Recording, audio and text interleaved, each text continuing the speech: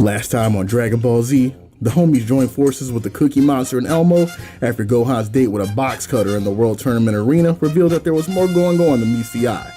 This is when Supreme Kai dropped the Pentagon papers on the Z Fighters' labs, informing them of the existence of Majin Buu, a force of bubblegum flavored chaos capable of committing tyranny on an absolutely colossal scale.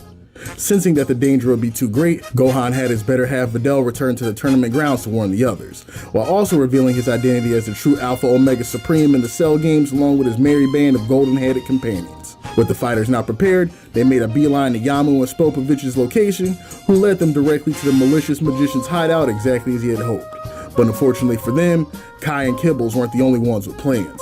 And after cleaning up the loose ends in the forms of Yam and Vids and confirming their devious machinations, Bobby sent his right-hand man Tim Curry to greet their guests and bait them into their lair where the real fun could begin.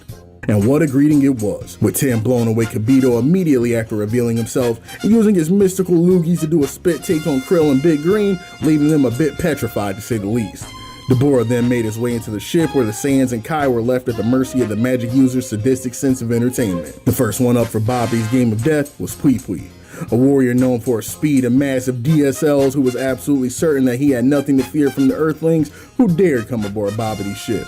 After an absolutely disrespectful game with Jonkin, none other than the Prince emerged victorious and was ready to knock the dust off his Mickey Mouse gloves by taking Pui to the cleaners. And much to the wasteman Pui Pui's chagrin, with two disrespectful kicks and some chest groping, Vegeta quite literally smoked the member of Babidi's elite guard, and with genuine disappointment returned to the chamber from whence they came, hoping that Babidi would up the difficulty on the next boss battle, or he would have been better off just staying at Capsule Corp to play tiddlywinks with his mother-in-law. Back in their conference room, Babidi, realizing he may have underestimated his company a bit, informs Deborah that the next fighter coming up to Team Babidi would be Yakon. Tim Curry looks upon his new master with a bit of surprise, wondering why he would be sending in one of their ringers so early, and that if Yakon goes up to bat now, there won't even be any scraps left for him to play with. The Mole Rat Magister reminds Deborah that they aren't here to get his demonic jollies off. All they need is a little more energy as fodder for the resurrection, then the real games can commence. We return to the Z homies where a pissed off Vegeta is ready to spin the block on everyone and blow the whole damn ship up in lieu of wasting any more of his precious royal time. Quaking in his banana hammock, Supreme Kai urges Vegeta to reconsider, informing him that such a massive shockwave would risk reaching the core of the ship and prematurely awaken the pink devil Majin Buu. Vegeta side-eyes a living hell out of Supreme Kai, convinced that at this point, Buu is more than likely free eats too, just like that jobber Deborah who he's been crapping his little boy shorts about this whole time. Kai damn near does a spit take, asking Vegeta to repeat that last part about Deborah again. With concentrated ice in his veins, Vegeta asked the Kai if he stuttered and that he said what he said. Deborah ain't even halfway worth the expedition dump he was forced to sit through. Taking a look at his moves and the way he attacks, all Buddy really got cooking is his spit. The only reason Kibito got hosed down the way he did is because he's soft too and he got caught lacking. Supreme Kai could truly not believe his ears. As far as most creatures in the universe were concerned, Deborah was one of the most terrifying entities a being in this world or the next could hope to come across. But there was this middle-aged Saiyan with a widow's peak and a onesie telling him that one of the most feared fighters in the cosmos was barely worth him missing out on his mother-in-law's Sunday afternoon happy ending. He had to confirm, so he looks over at Goku, whom he mistakenly views as a voice of reason, and about vomits in his mouth when he vouches for what he thought was simply Vegeta's cockiness. Yeah, I didn't really want to say anything because you seem really freaked out about him, but at this point, I think my youngest might even be able to give that Deborah guy swirly. He might have missed the last season, but 7 years ago, my son absolutely cremated this green guy named Cell. If Deborah popped up around that time, we might have been worried, but at this point, Buddy's a little late on making the Z Warriors roll gallery cut. Supreme Goofball could not believe his ears. If these Saiyan fellows were being honest, and from their performances so far in the tournament and in the ship, it seems like they could be, just what type of monsters was he dealing with, and how in his name did that not pop up onto his radar till now? But the internal monologuing will have to wait another day, because as luck would have it, Babidi seemingly responded to the annoyance of the battle-hungry Saiyans and sent them another warrior to satiate their appetite. And out from the hellish escalator arrives a brute that the audience knows to be Yakon, and from the moment he arrived, you can tell he's going to do absolutely no work. It has pretty much been written in the Z canon, and honestly shown in canon at this point, that if you're a bestial monster of the week looking monster thing, your chance of being anything but a power grab reference are less than zero. Goku sees this monstrosity walk out and is hilariously enough low-key pissed that Babidi will bring a creature this ass to have him box on his one day back to Earth. At this rate, Goten could have had another younger sibling with all the time Babidi had him wasting. But much like Deborah and Pui Pui before him, Supreme Kai was gassing this fella up, talking about, oh no, it can't be. Has Babidi truly unleashed the scourge of the universe Yakon on its unsuspecting intruders? And just like Vegeta earlier, Goku doesn't even gather his ki when the fight begins, but he just sizes his frog-adjacent abomination up and dodges all of his attacks. At one point, Goku gets caught sleeping at the wheel just a bit when Yakon proves that despite being a big body, he's got a little speed to him. But even with this ambush attempt, Goku walks away with only a scratched up gi and a brief trickle in his trousers. Supreme Kai is watching all this and assumes Goku is in trouble, requesting that they all hop in, because surely it would not be dishonorable to assist if they cooperated against a beast as formidable as Tampon. This time it's Gohan that speaks up and tells him, nah, this is actually alright, let my dad cook. I'm gonna shoot Videl a couple of ship selfies, hit me up when something actually happens. Bobby, the basement dweller watching from his iPad, sees Goku's hesitation in making a move and is convinced it's because his ringer Yakon has him shook and their whole crew paralyzed with fear. In order to ensure that this job remains as short of work as it should, Babidi once again goes to stage select, turns the CPU level to 8 and activates the darkness skull. In Yakon's homeworld, he was born in the darkness, molded by it. He didn't see the light till he was already a mine. Having finally had the chance to use that quote after waiting eons, Ramrod went on the offensive, readying the sides on his hand to give the Earth Warrior the closest shave he had ever experienced.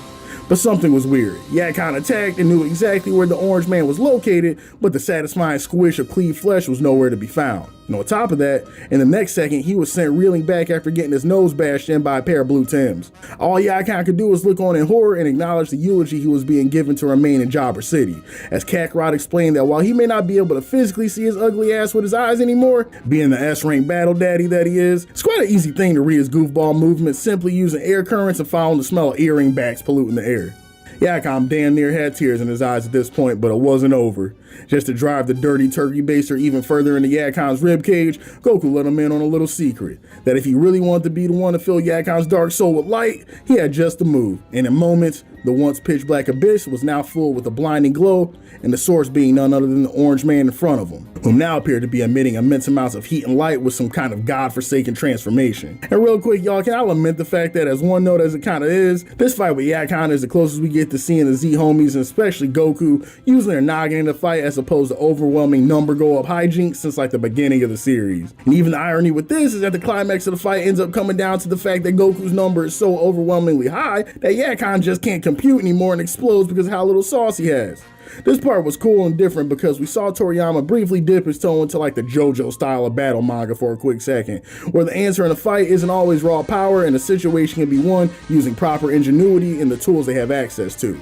See, the fight with Yakon doesn't end with Goku powering up and punching a hole through Yakon's nutsack with his elevated strength, as is the fate of many battles once Super Saiyan Cork is popped.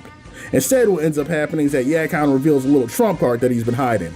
After Goku peeps that this fella Yakon hasn't defecated his non-existent trousers after peeping his 3000 kili transformation, big ups Babidi for the extremely scientific power scaling measurement, Yakon informs him that although he may be a mere 800 kili beast, he has a power that can even the odds, and in the next moment proceeds to absolutely soul suck Goku. We're talking hand over hand, double piston chesty, gawk action that hits the Saiyan so hard, but he turns into his base form and is left wondering what the hell just happened. And once again, here comes Supremely Late with the delayed lore dump on Yakon, revealing that he is a beast that consumes light energy, so Goku's Super Saiyan transformation will be the perfect fuel for a monster like that.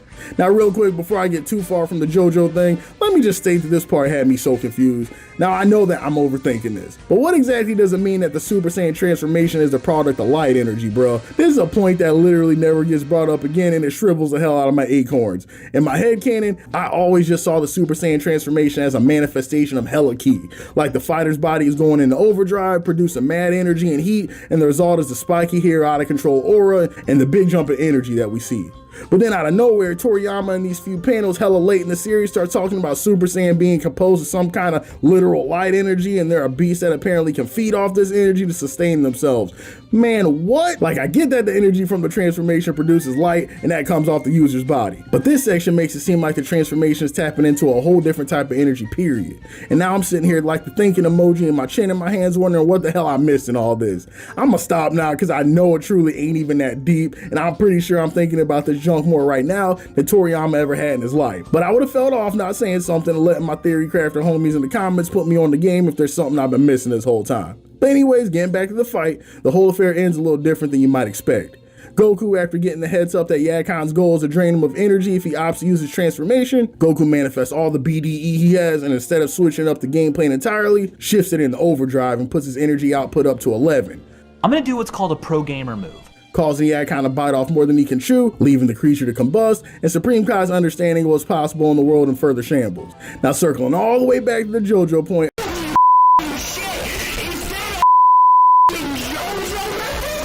I thought this was a cool skirmish because it involved Goku using that hard-ass Saiyan noggin along with his OD chakra storage to take the dub rather than running up the homie, punch him in the belly button, and sending him the snake way per usual. And actually, let me be fair to Toriyama, because this style of fight was actually pretty common in OG Dragon Ball, so it might actually be more accurate to say that it was a good feeling to watch homie go back to his roots for a bit.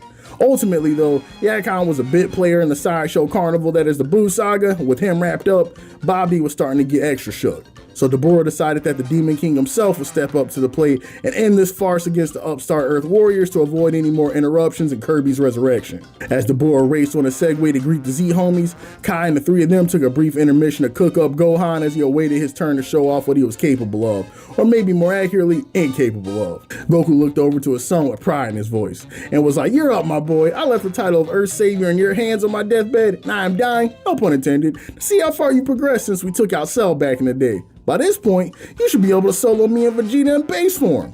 Vegeta then looks over to his begrudging brother in arms and assures him that the only other thing awaiting him on his trip from the other world in regards to his oldest son is a world of disappointment. "Hate to break it to you, clown, but between the tomboy chasing at school and the costume jackassery over the years, we'd be lucky if your boy could even arm wrestle Satan and win at this point. Just look at the absolute state of him, Kakarot. Look how they massacred your boy. When he would get mad, even the heavens would tremble, and now he's out here wearing do-rags and chasing white girls like those imbeciles on television my son watches. Our race is cooked." My characterization of Vegeta aside, seeing what's happened to Gohan truly makes this man's stomach hurt, and I die every single time Vegeta starts cooking this kid up. Supreme Kai continues watching the whole affair and continues to be astounded at the lack of urgency in these fellas. He didn't realize that just like Goku, these other two must have the capacity to raise and lower their power level at will as well, and suddenly becomes filled with shame that he, the entity known as the God of Gods, has been surpassed by these nappy-headed lower life forms inhabiting the Earth. And speaking of nappy-headed, while Deborah was finally making his grand entrance and saved Gohan from a further roasting by his father and no-nonsense uncle, we return to the tournament grounds where Hercule is trying to figure out how to collect the bag now that half the tournament has gone up in smoke and the audience is starting to get extra antsy about what's coming. That's when the champ comes up with a brilliant plan. Since the rest of those golden-haired panty waves scattered off after getting a whiff of the pure concentrated testosterone spilling out of the chest hair on his karate gi, with the remaining fighters he'll put on a battle royale. A fatal five-way where the last of the tournament participants would go at it in a knockdown drag-out final for all the marbles, entertaining the masses and ensuring the fat check would still be coming straight to the champ's pocket. After a bit of strong-arming, the tournament staff agreed to Hercule's demands, only they threw in another condition that he wasn't exactly accounting for.